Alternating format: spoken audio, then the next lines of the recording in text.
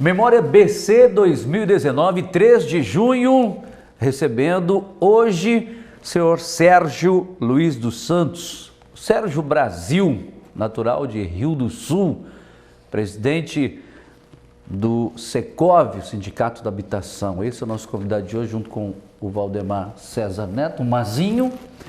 Diz o Mazinho que sabe muito da vida do seu Sérgio Brasil, tem uma coisa né? Que eu não muito sei, na vida. que hoje ele vai contar para nós. Por que chamam ele de Sérgio Brasil? Porque o nome dele é Sérgio Santos, Sérgio Luiz Santos. Né? Tudo bem? Boa tarde, é um prazer estar aqui com vocês, fazendo parte dessa memória de Balneário. Isso é interessante. Eu acho que alguém devia contar a história de Balneário Camboriú por década de 60, década de 70, de 80 e assim até o ano 2020.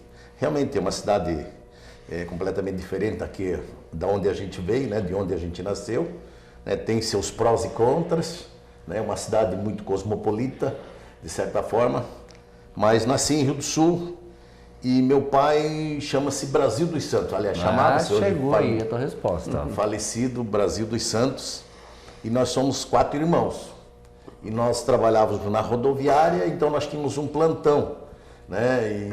E aí alguém chegava lá e dizia, eu falei com o filho do Brasil. Bom, filho do Brasil. O Sérgio Brasil, César Brasil, o Silvio Brasil e assim por diante, o Célio Brasil. E aí ficou aquele costume, né, de chamá-los, de nos chamar pelo sempre com o codinome primeiro Brasil. Codinome Brasil. Mas você veio do Rio do Sul, isso era um patrimônio que você carregava, é isso? Não? Você veio para cá para vender apartamento, não? Não. Eu vim... Na verdade, a minha história começa aos 12 anos, quando eu fui estudar em uma escola agrícola estadual no norte do Paraná, Santa Mariana, né, perto entre Cornélio Procópio e Bandeirantes. Era um castigo, alguma coisa desse tipo? Era o sonho de ser engenheiro agrônomo, né? Agronomia. E de lá, eu então me dediquei à área de fruticultura e na área também de curva de níveis, que naquela época se media as curvas de níveis para plantação ainda na mangueira. E então eu participei lá de um grupo de estudo e ganhei uma bolsa, me formei como mestre agrícola, ganhei uma bolsa de estudo para um colégio federal, para fazer o técnico agrícola então. Mestre agrícola, agora técnico agrícola. E aí fui premiado com o UFSC, né, que era da Universidade Federal de Santa Catarina, hoje é IFSC, né, que é o Instituto Federal de Santa Catarina, aqui em Camboriú. Camboriú. Nosso colégio agrícola. Colégio agrícola, exatamente. Aportei ali nos anos 67 e aí não saí mais de Camboriú, né? Não saí mais de Balneário. O senhor falou na Quer época... dizer, no começo, uma expansão do município. Assim. Sim. Nós estávamos naquela transição, né? Ainda cartórios eram lá em Camboriú e estávamos fazendo aquela transição de mudar, né, o fórum para Balneário. Nós ainda tínhamos essa transição. Muitas coisas eram comuns lá na cidade de Camboriú. E as nossas compras eram em Itajaí. Nós dependíamos economicamente de tudo de Itajaí. Sapato, praticamente até, né? tudo. Até Sapato, roupa, aquilo que você imagina para sua vestimenta, praticamente era tudo da cidade de Itajaí. Nós pegávamos o ônibus e íamos para Itajaí. Né? E quando é que tu teve o estalo, assim, que curva de nível, tu ia viver com os pés embarrados e o bolso vazio? Em algum momento tu te deu essa... Tu fala em curva de nível, né?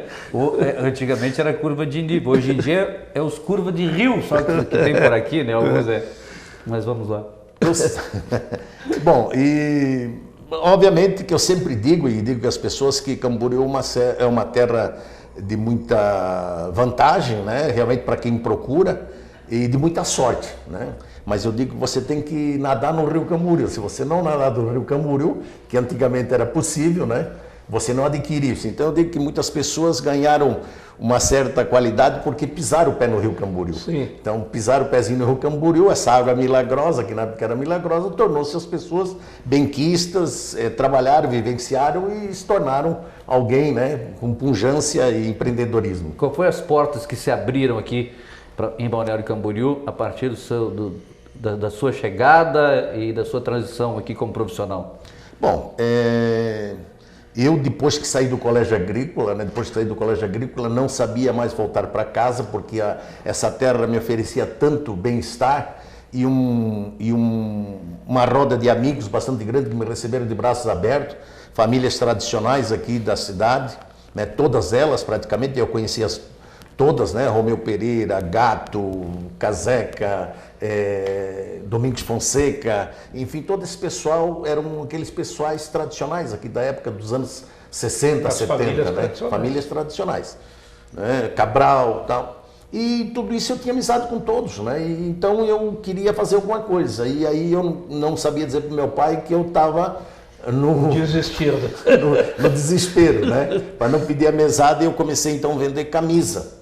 Eu comprava camisa na Itaveste ali em Itajaí, que tinha uma fábrica da Itaveste, isso já nos anos 74, 75, 72, e vendia camisa, né? Aqui em Balneário. Aqui no balneário, os amigos, né? Dizia que a camisa era lançamento, coisa e tal, e comecei essa minha história. Mas já trabalhava aí, meu pai, então começou a comercializar madeira. Então abrimos um depósito de madeira aqui atrás na Terras do Calinho Rosa, né? Na frente da nova delegacia, né? Que a primeira delegacia era lá na Avenida Central, e ali nós tínhamos um depósito de madeira. Então a gente comprava madeira beneficiada lá em Rio do Sul, trazia para cá e vendia ela beneficiada, à vista, tábuas, rodapés, meia cana, forro, portas, janelas, enfim, quer dizer.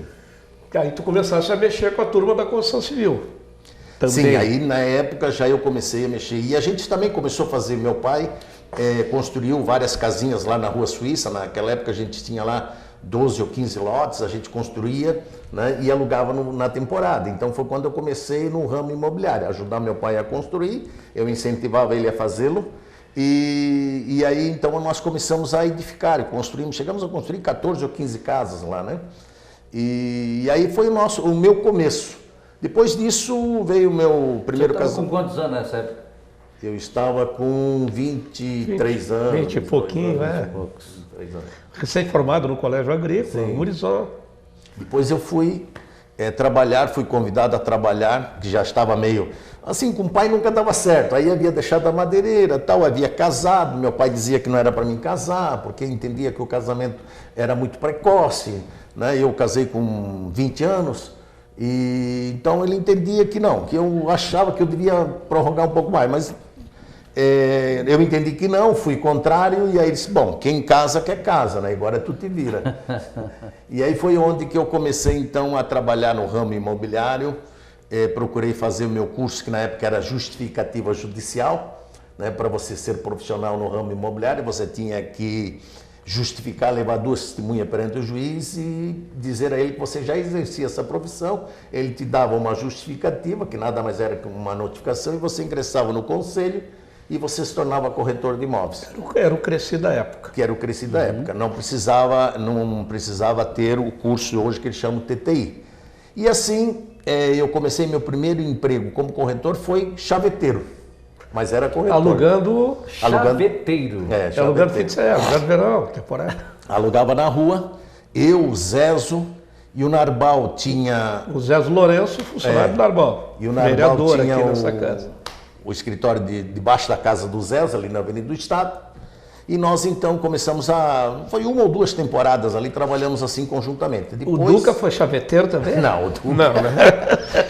O Duca, ele foi o primeiro Foi o dono da proprietário de uma chaves. imobiliária, um escritório de advocacia imobiliária ali debaixo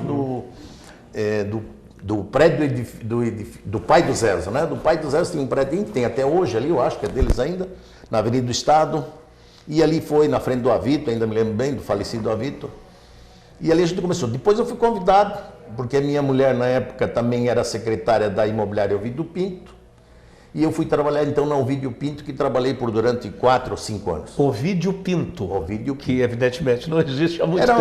Era um militar que chegou a ter uma das maiores carteiras imobiliárias de Balneário Camboriú em termos de locação temporária. Como é que era a habitação nessa época que o senhor estava ali desbravando também, né, a sua vida profissional, aquelas casinhas do bairro das Nações também?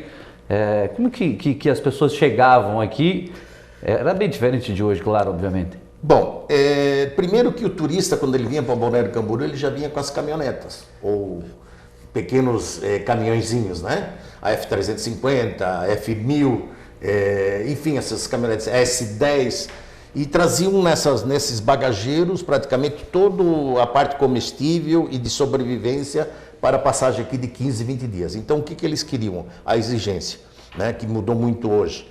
Era apenas um lugar para tomar um banho, um banheiro, né, e um lugar onde não chovesse, que eles pudessem abrigar. Traziam colchões, não existia, não precisava televisão, que eles traziam televisões. Televisão ainda na época era aqueles caixões, tal, que eram pequenas, né? Pequenas televisões. Eram casas alugavam aqui a alugavam televisão. as casas, era só isso. E as casas eram muito vulneráveis também, então, às vezes não tinha nem cerca, né? Esse foi o começo. E começou-se também a opção, daí já por estrangeiro, né? Que era o Paraguai, que o Paraguai também começou a invadir a cidade de Balneário Camboriú, como também a região de Misiones, né, da parte do norte da Argentina, que começaram a entrar em Balneário Camboriú já na década de 80, que fizeram Balneário Camboriú. Essa década foi uma correria. Então os paraguaios queriam mais apartamentos, né? E daí a gente começou a alugar, então edifício Caravelli, edifício Albany, edifício Albatroz, edifício Dom Pedro, aqueles edifícios mais antigos, construídos na época pela construtora do Olímpio Nunes da Costa, né? Um construtor lá de Londrina. E era a preferência deles. Já os brasileiros, muitas casas eram situadas no bairro dos Pioneiros. E depois o bairro das Nações e assim por diante, quando a cidade então começou a crescer para o lado sul, né? Vindo o primeiro desbravamento foi o loteamento Laus, dos anos 80 ali, o loteamento Laus, que na época era um loteamento para ser um loteamento de alto padrão, que hoje, né, praticamente está inundado de edifícios. Mas essa era a busca dos turistas. E os visionários, quem eram? Os empreendedores, os empresários que visualizaram esse futuro todo da cidade. Ninguém visualizou muito claramente, não. Ninguém tinha essa visão de que um dia eu vou ganhar muito dinheiro com Camboriú. Não, Camboriú foi se dando aos poucos, porque se você notar, não veio nenhum empresário para Balneário Camboriú, como está vindo hoje, com dinheiro. Nenhum deles. Eu não conheço nenhum que trouxe na mala dinheiro. Eu conheço todos eles que fizeram dinheiro aqui, que trabalharam, que apostaram, né, que viram que havia uma imensidão, porque era fácil, a gente não imaginava. Eu trabalhei muito bem, tive bastante sucesso na venda, como na locação, mas eu não imaginava que talvez Balneário Camboriú pudesse chegar ao que chegou hoje.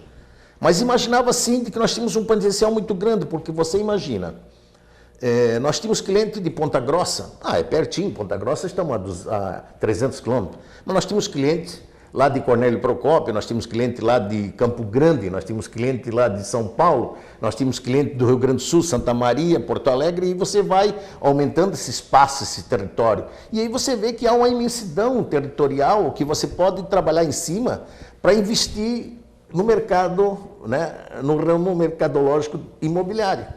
E aí as pessoas, obviamente, quem tinha esse contato, via de que havia uma vaidade, e sempre existe, né? E eu tenho dito sempre num refrão, que Balneário Camboriú é igual calça jeans, né? Quem não tem quer ter uma, e quem tem uma quer ter a segunda. Porque ela é tão natural, tão, né, que ninguém vai dizer assim, mas essa aí é a mesma de ontem. Não, é sempre a nova, né? É sempre a nova. Então Camboriú tem essa coisa gostosa. Ainda desperta, né?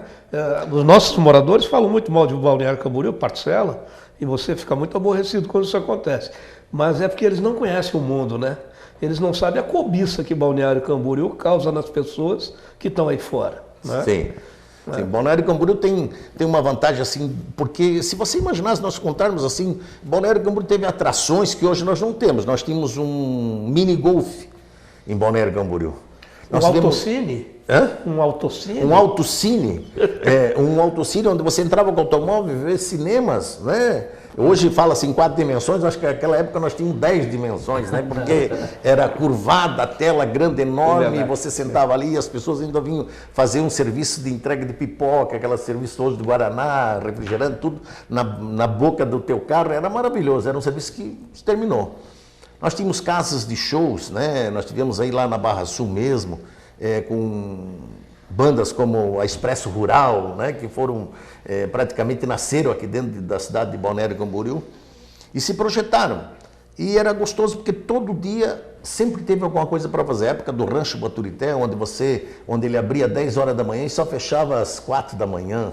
né? Depois veio a boate Baturité, depois veio as várias diversões que Zumba, La Ronde, Escadão e assim por diante. Então a cidade acho que ela tinha muito mais oferta de lazer do que ela tem hoje. Hoje talvez tenha mais, talvez mais diversificado, e antes era mais unificado, mas você sabia onde estavam as coisas e aquilo era bastante evidente. 90 dias, né? Depois. Sim, sim, sim. Dava eu senti isso a primeira vez que passou isso comigo, não sei se você sentiu a mesma coisa. Porque você foi morando aos poucos em Balneário, né? Você veio muito garoto para cá.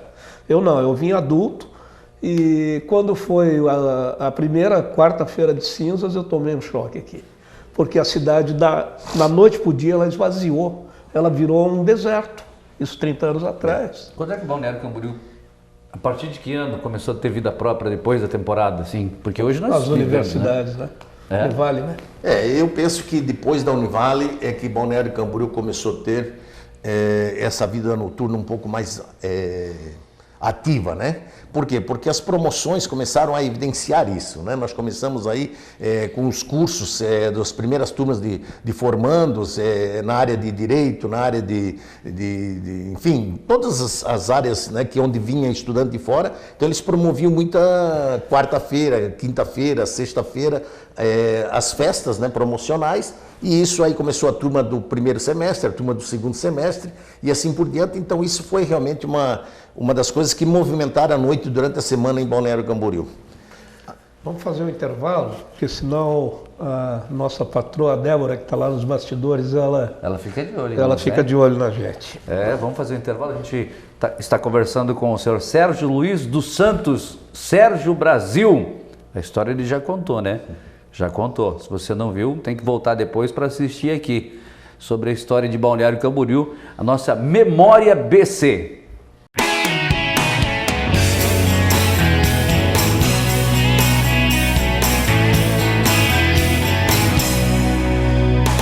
Você está acompanhando Memória BC. Sofia chegou ao hospital com febre alta, vômitos e sangrando pela boca e nariz. A causa? Água parada em um vaso de plantas. Dengue mata. Reserve um dia na semana para combater os focos de dengue na sua casa. Com apenas 10 minutos por semana, você pode salvar muitas vidas.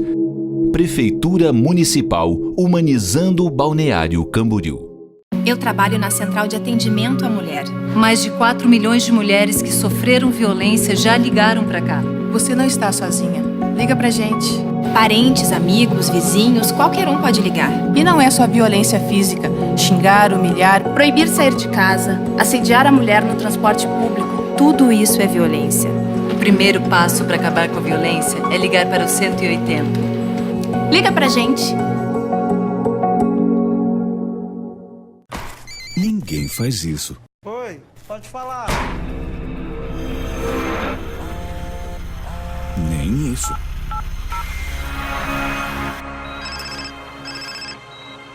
Alô? Muito menos isso. Oi, tudo bem? Então, por que fazer isso? Trânsito sem celular. Atenda a esse chamado. Seja você a mudança no trânsito. A mulher que continua amamentando após voltar ao trabalho merece reconhecimento. E a empresa que apoia esse gesto também. A amamentação diminui o risco de doenças na criança e na mulher. Por isso, o empregador incentive este gesto, oferecendo sala de apoio à amamentação, creche no local de trabalho e licença maternidade de 6 meses. Amamentação e trabalho. Para dar certo, o compromisso é de todos.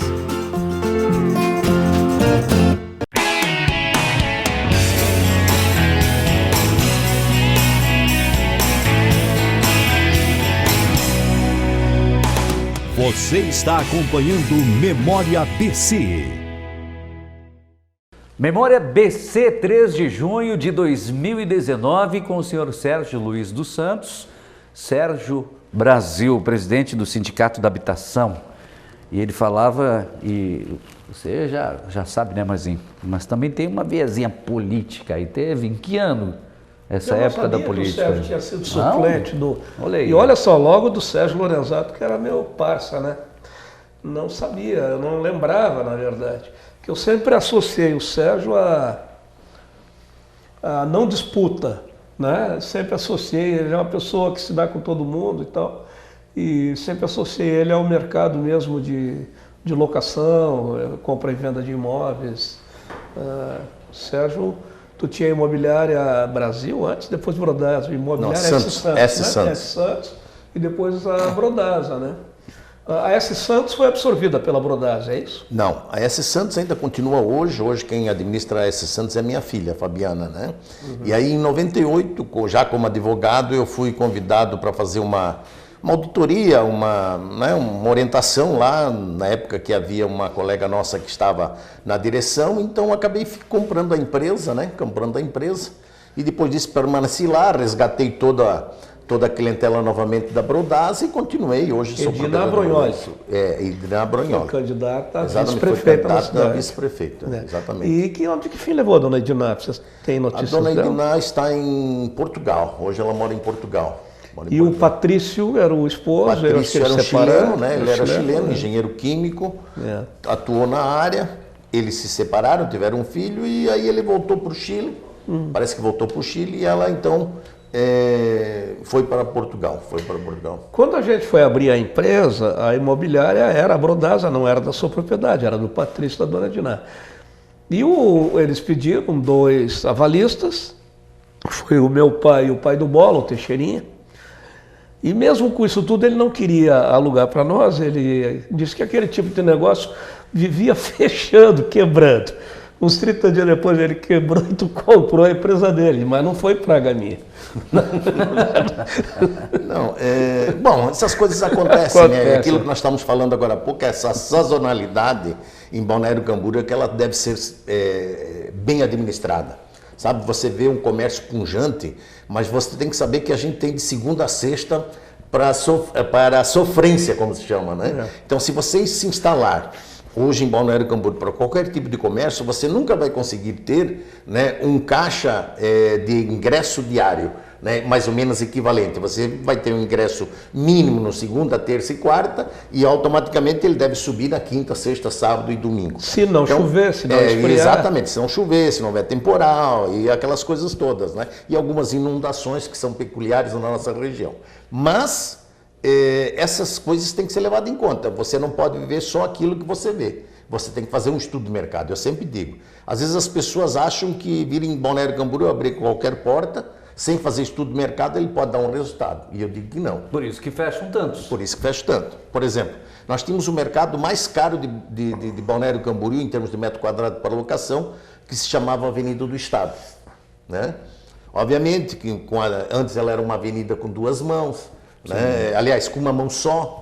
Ela foi alargada no governo do Merim, que foi criticado, né? Que esse homem que ficou 4 anos apenas no governo fez tanto, né, que até hoje ainda nós estamos tirando esse proveito. O alargamento, a duplicação da Avenida do Estado, o alargamento das ruas de 6 para 8 metros, não o Bairro das Nações hoje seriam tudo arruela, enfim, tudo aquilo que ele determinou através do seu plano diretor, que foi o primeiro plano diretor do município, né, onde as ruas teriam que ter 8 metros. E isso, obviamente, que a gente acaba. Mas contando, a Avenida do Estado, nós tínhamos a panificadora Cascavel, o supermercado Mescle, que ainda era um mercado, era o armazém Mescle, né? Mas era o ponto de compra e venda, o comercial de Balneário Camboriú. E era o metro quadrado mais caro para a locação. E a Brasil era o quê? E a Brasil era apenas lugar de passagem, era moradia e passagem. Moradia e passagem. Porque ainda tem muita moradia que ficou naquela época. Muita, né? Se você olhar fotos, eu tenho lá no meu escritório, foto dos anos 72, 78, 76, você vai ver aquelas casas, quando era o mercado ali do Arno Seibel, na esquina da 2300, ali, né? Ali era residências, as casas de frente para o Brasil. Quando é que começou a virar isso? O Brasil começou o pessoal a enxergar de outra forma. Depois dos anos 90. Depois dos anos 90. Não é quando antigo, né? Você se lembra, nós tínhamos ali ante aquele lançamento da PESC, que era aquele hotel hoje é o Hotel Ilha da Madeira, Ali embaixo era para ter tudo salas comerciais. E funcionou durante tempo ali um tipo de uma feirinha ali, sabe? Debaixo daquela esquina ali que estava preparada embaixo, que depois tornou-se um hotel. Foi comprado então lá pelo seu Zé e aí transformou num hotel. Mas aquilo ali foi vendido pela PES, que era a Associação Previdência ou Poupança do Estado de Santa Catarina, que construíram, edificaram e financiaram aquele empreendimento ali. E deram com os burros na água. Mas esse boom foi nessa época. Então, você veja só, as pessoas elas não fazem essa noção. Hoje o metro quadrado mais caro ainda é a Avenida Brasil hoje, já se tornou-se o metro quadrado mais caro, termos de locação, mercadológica, sem contar a frente para o mar que é lazer, né? Claro. Que é a vista para o mar que você vende, mas comercialmente estamos falando. E algumas avenidas de Balneário que, em virtude da velocidade, perderam valor. Né? Perderam valor. Do trânsito? Do trânsito, né? Porque a cidade, a avenida, quanto mais rápida for, menor é o valor comercial. Mas os comerciantes parecem não entender isso, né? Não querem ciclovia, não querem isso, não querem aquilo. Que essa ambição de sempre ter em cima da rua, isso já passou, já ultrapassou. Só que o valor da terra ela é tão alta que todo mundo quer aproveitar o máximo. E esquece da área de estacionamento, esquece da área de manobra, esquece que de repente o comércio ali embaixo ele vai ter valor, né? Porque você tem um lugar para estacionar. Então hoje, em algumas avenidas, né, se você não tiver uma área de estacionamento, não o faça porque as pessoas não vão parar. Sabe? Eles vão procurar, né, um lugar onde tem estacionamento. Por isso a formação dos grandes shoppings, dos outlets. Por quê? Porque as pessoas vão lá e unem as 4 coisas num lugar só. Mas a ideia de que o rotativo possa suprir isso me parece que não é real. Porque a quantidade de estacionamento rotativo também não é muito grande, que venha a sustentar todo esse comércio que a gente tem ali. Acho que melhora, mas não é decisivo, eu acho. Olha, se nós formos falarmos em política de estacionamento, de infraestrutura para isso, nós sabemos que a vaidade do brasileiro é ter 1 ou 2 ou 3 automóveis. Então nós precisamos, se queremos aproveitar, nós temos que fazer com que a gente tire proveito disso. E tirar proveito disso é criar situações para isso e não coibir, é o meu pensamento. Então eu teria que evidenciar, obviamente, a criação de lugares para estacionamento, que foi tentado aí, mas foi de certa forma desvirtuado, que foi a legislação aprovada para a construção de até 5 pavimentos de garagem, onde 20% deveria ser dedicado ao estacionamento público. Só que, lamentavelmente, no centro já não existe mais esse espaço. Mas tinha que se criar outra fórmula, né? Eu acho que existe, buscar uma solução para buscar e fazer com que as pessoas venham para ali, se estacionem ali e façam suas compras. Nós não podemos perder o centro de lazer, o investimento feito durante longos 50 anos e de repente perder esse espaço lindo, bonito de passeio, porque falta oferta de outro tipo de serviço. Né? Aquela história, não adianta você ter uma lanchonete que você acaba vendendo bem e de repente não tem mesa para sentar. Se você não tem mesa para sentar, você tem que aumentar a barra, o balcão, né? E então essas coisas assim que eu avalio na questão administrativa, né, de infraestrutura. Nós temos que criar fórmula e meios para que se busque um lugar de estacionamento para o turista, para o que vem fazer as suas compras, que vem praticar o lazer. Olha só, a gente está se encaminhando para o final da nossa conversa, nosso bate-papo aqui, né? O senhor tem, né, essa veia forte do ramo de imobiliário, né? E de repente, por que as pessoas têm uma coisinha aqui em Balneário Camboriú, assim, para também dar um pitaquinho na política lá, né? A política aqui é envolvente em Balneário Camboriú. O senhor foi para a política também? Não. Qual foi a sua experiência? Bom, a minha experiência, eu sempre fui uma pessoa muito bem relacionada com todos, independente do partido político, sempre tive entrada com todos me conhecem, todos que passaram dentro da administração pública, desde o alcaide até os vereadores, todos praticamente me conhecem, porque eu sempre fui uma pessoa ativa e líder, de uma certa forma, do grupo da área imobiliária, né? Eu tive 25 anos dentro do CRES, tive dentro da associação que é a CIBIC, a Associação dos Corretores de Imóveis, hoje estou no Sindicato da Habitação, né, e sempre tive esse envolvimento com o crescimento da cidade. Então, conheço da história, sei da história e sempre ajudei naquilo que pude participar de planos de governo, né, de auxiliar, quer com palavras, quer com dicas, quer com orientações, né, a participar e dizer aquilo que a gente pensa, o que nós pensamos. Porque nós ouvimos quem? Nós ouvimos aquele que vem lá de fora. Você imagina só, eu sempre digo, você pega um compasso geográfico e abre ele 800 quilômetros, põe na ilha, ponto zero e 800 para fora. Você vai pegar praticamente quase todo o estado de São Paulo, você pega todo o estado do Paraná, todo o estado do Rio Grande do Sul, e aí você imagina quantos municípios tem dentro desse estado, dentro de todo esse setor geográfico que a gente avaliou aqui agora. Em cada cidade, dentro do setor geográfico, tem uma pessoa que quer comprar em Balneário Camboriú, que quer adquirir em Balneário Camboriú, que quer morar em Balneário Camboriú, que quer praticar seu lazer em Balneário Camboriú. Então eles vêm aqui e nos dizem aquilo que eles pensam e imaginam. E logicamente nós também temos que acabar concordando e quando não concordamos replicamos. Mas entendemos que existe muita carência. E às vezes as pessoas voltam à administração pública só para o local, aquele que mora aqui. E eu entendo que não é dessa forma, que nós temos que escutar também aquele que vem aqui e desfruta. Porque imagina só, nós temos uma taxa de ocupação hoje, nos 2.300 edifícios que tem em Balneário Camboriú, de 40%, é porque nós temos 60% daqueles que investiram e compraram em Balneário Camboriú e não usam o serviço de Balneário Camboriú, não usam escola, creche, saúde, enfim. E quando vem para cá ainda traz o seu recurso de fora. E desses 40% que vive ativamente ou diariamente em Balneário Camboriú, quase 25% não depende da economia de Balneário. Então, mas esse é o segredo dessa cidade, que é difícil de botar na cabeça de gente que é semi-analfabeta. O nosso segredo é construir moradia para quem não mora aqui, mas que deixa o emprego, que gera o emprego, que gera a riqueza para aqueles que moram aqui.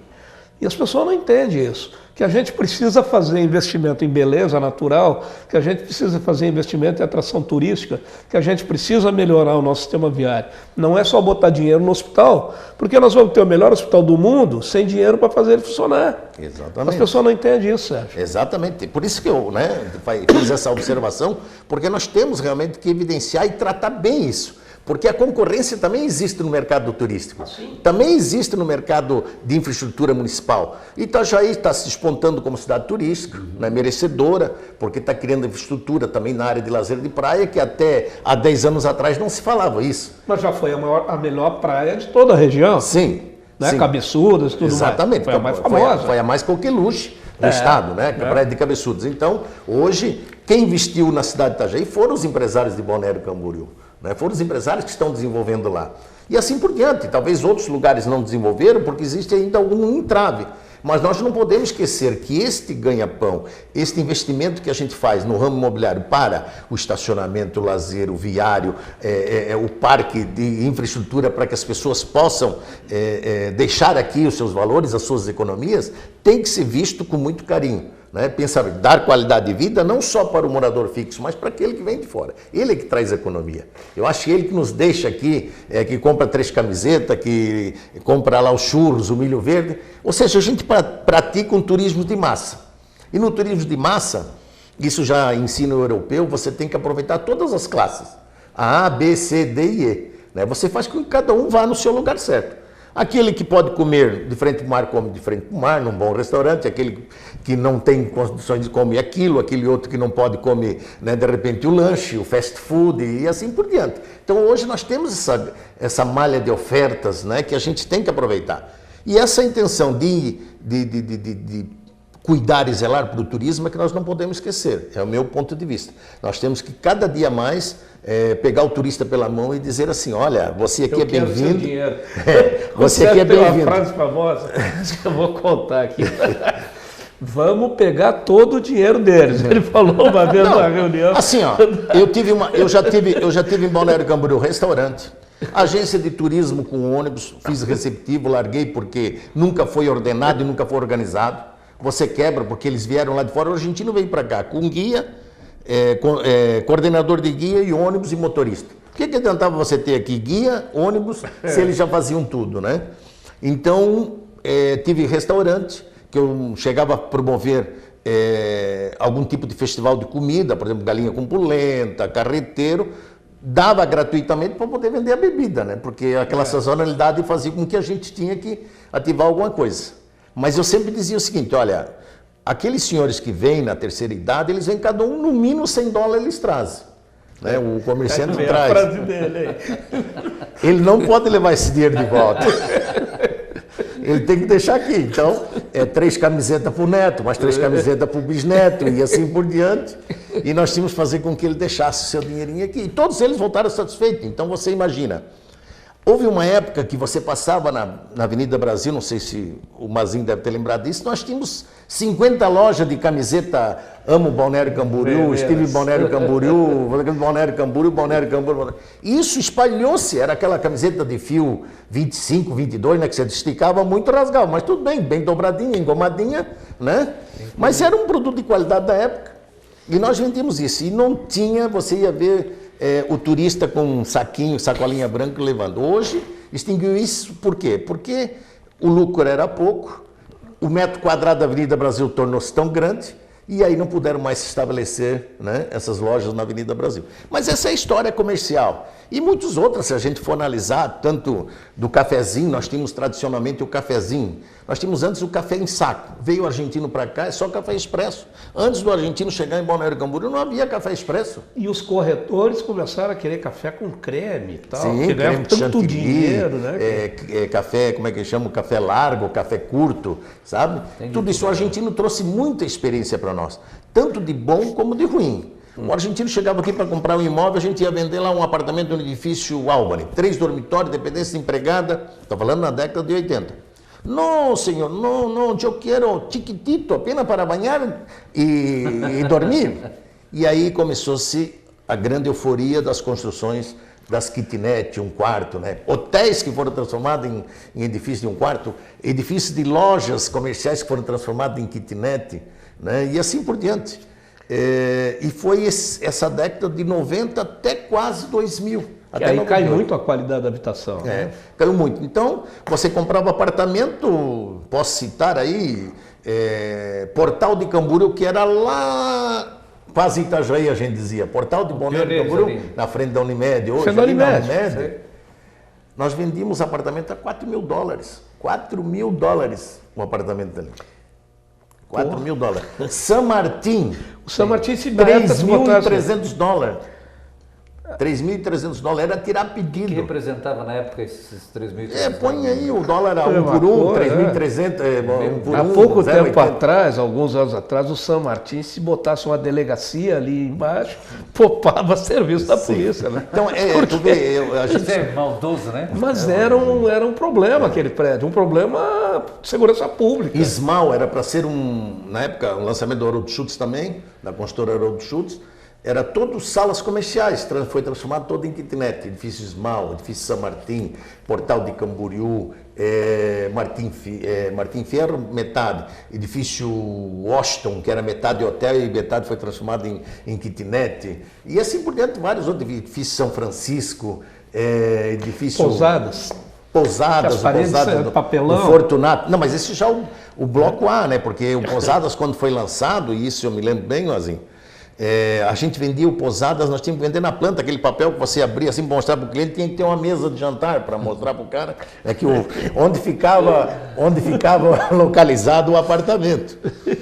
E aí você dizia que ele ia, e o bloco A, né, que era feito de drywall, a gente chama drywall, era parede de jeito. Né? Depois foi feito o bloco B, que é na frente, e o bloco C, eu acho que é no fundo, acho que são 3 blocos ali sim. Mas foi, realmente, nós vendemos na planta. O edifício Ismal, aliás, o edifício... Nós estamos falando do edifício... O Pousadas. O Pousadas foi vendido em 30 dias, 120 apartamentos. Bom, depois de tudo isso que a gente conversou, eu sei que a gente tem muita história, né? O seu Sérgio, então, meu Deus do céu. O que é Balneário Camboriú para o senhor hoje? Bom, é uma cidade que me deu muito prazer, alegria, satisfação. Sempre acreditei na cidade. Empreendi bastante, guardei bastante, né? Guardei para poder criar aqui os meus filhos, né? Hoje eu sou avô de 5 netos, né? Tenho 4 filhos, né? Então me sinto praticamente muito satisfeito com tudo isso. E também dizer que Balneário Camboriú é uma cidade que você tem que aprender a viver com ela. Se a cidade cresceu e você aprendeu com ela, você cresceu com ela. Se você desaprendeu com ela, você não cresceu com ela. Então você ficou para trás. Aqueles que não apostaram e não acreditaram em Balneário Camboriú não cresceram, né? Mas nós temos aqui uma cidade pujante, valorizar todos aqueles que pensaram sempre no progresso de Balneário Camboriú, aqueles que realmente acreditaram que a força do corretor de imóveis, que é um plantão 24 horas por dia, e aqui eu faço homenagem a todos os corretores, todos aqueles que acreditaram nessa profissão. A profissão de corretor me deu toda essa satisfação, satisfação financeira, satisfação profissional e satisfação cultural, né? Eu consegui ser, hoje sou advogado, né, bacharel em estudos sociais com lato sensu, poderia estar, né, vivenciando outras situações, mas tudo isso fez com que a minha carreira pudesse me dar cultura. E essa cultura eu agradeço a Balneário Camboriú. Então, é uma cidade que o corretor ficou, aquele que acreditou e esteve no lugar certo, na hora certa, no momento certo, vivenciou, apostou e ganhou. E essa é a satisfação que eu trago de Balneário Camboriú. Muito obrigado. Obrigado. Sérgio Luiz dos Santos, presidente do Secov. Sérgio Brasil, no Memória BC, 3 de junho de 2019. Teremos muito mais também, é só você nos acompanhar.